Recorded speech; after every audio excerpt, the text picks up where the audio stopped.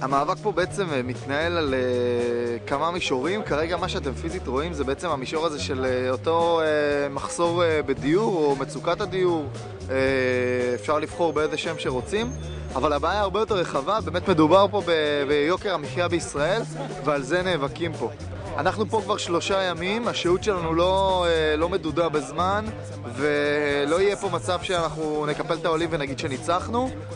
המטרות שלנו המטרות והיעדים פה הם הרבה יותר גבוהים והרבה יותר חשובים. אנחנו בעצם נאבקים פה על עתיד ילדינו.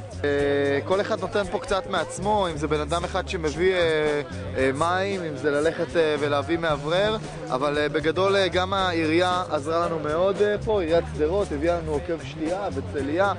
השבט של הנוער העובד פה ממול דאג לנו לחשמל, ואגודת הסטודנטים שהם בעצם תומכים פה וחלק מהמאבק דאגו פה לכל הדברים הקטנים שבאמת עושים פה את המאבק עצמו קצת יותר חריף. זה שלטים, זה מחצלות, חלק מהאוהלים שהם תרמו. זהו בגדול. כל מי שמרגיש שהבעיה הזאת נוגעת גם לו, ואני מאמין שזה נוגע לכל אחד מאיתנו, בעיקר יוקר המחיה בישראל, וגם בגלל שאתם גרים בפריפריה אז העלות של המחירים כל כך גבוהה.